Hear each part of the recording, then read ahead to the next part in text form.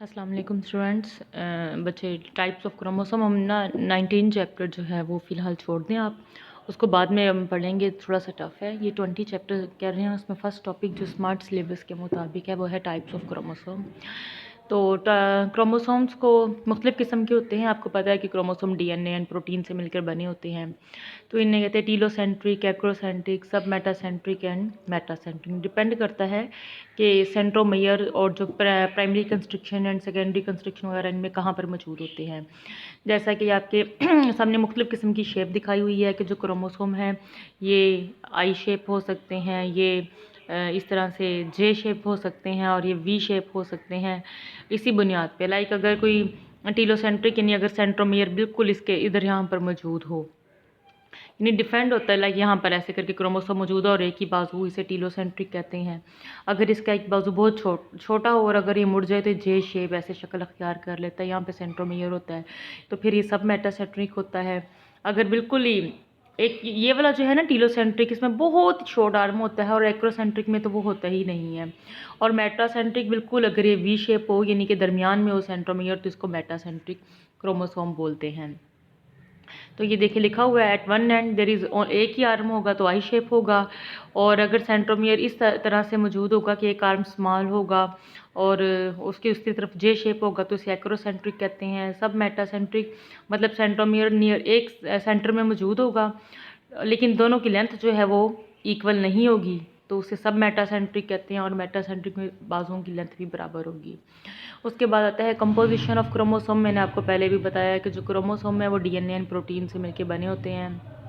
40% DNA होता है उसमें एंड 60% प्रोटीन होती है, और थोड़ी सी अमाउंट में आरएनए भी डेफिनेटली एसोसिएटेड होता है क्रोमोसोम के साथ, क्योंकि यहाँ पे आरएनए बनने की जगह मौजूद होती हैं।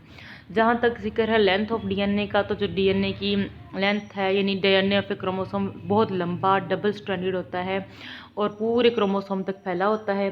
एक टिपिकल ह्यूमन क्रोमोसोम में तकरीबन 140 मिलियन न्यूक्लियोटाइड्स होते हैं और इसमें इतनी ज़्यादा इन्फॉर्मेशन होती है कि इससे 280 टू 80 प्रिंटेड बुक्स लिखी जा सकती हैं और हर बुक्स के 1000 पेज होंगे। और अगर हर न्यूक्लियोटाइड को एक वर्ड तस्वर किया जाए तो हर पेज पर 500 वर्ड्स मौजूद होंगे, इतना ज़्यादा इसमें इन्फॉर्मेशन होती है। और अगर इसके अलावा एक क्रोमोसोम के डीएनए को सीधा स्ट्रेट किया जाए तो इसकी लेंथ 5 सेंटीमीटर होती है, लेकिन देखें इस 5 सेंटीमीटर के अंदर कितनी ज़्यादा इन्फॉर्मेशन होती है। मतलब ये देखने में इतनी लेंथ होती है और लेकिन इसके अंदर एक है कि इसको किस तरह स्पेस के अंदर फिट किया हुआ है। यानी DNA strand of DNA form a single chromosome laid down a straight line के अंदर, लेकिन ये कोल्ड बहुत ज़्यादा जो है वो हुआ होता है और ये हमें आम इस तरह से नज़र आता है। तो इट्स स्मॉल स्पेस न्यूक्लियस के अंदर इतनी ज़्यादा इन्फॉर्मेशन को रखना बिल्कुल एक आप कह सकते हैं मार्वल है यानी जी, या कुदरत का करिश्मा है। In the cell however DNA is coiling, यानी डीएनए बहुत ज़्यादा कोयल हुआ होता है, एक छोटी सी स्पेस के अंदर बार बार कोयल हुआ होता है, जिसकी वजह से लेंथ सिर्फ आपको 1 सेंटीमीटर जो है वो इस तरह से नज़र आ रही होती है। अगर आप इलेक्ट्रॉन माइक्रोस्कोप के नीचे देखें तो आपको नज़र आता है कि eukaryotic DNA examine electron microscope के नीचे, तो सबसे पहले वो न्यूक्लियोसोम बनाते हैं। ठीक है, न्यूक्लियोसोम यानी 200 न्यूक्लियोटाइड जो है वो प्रोटीन की जो 8 हिस्टोन प्रोटीन होती है, जो 8 हिस्टोन प्रोटीन के मालिक्यूल से मिलकर बनी होती है, उसके गिर्द लपेटा हुआ होता है।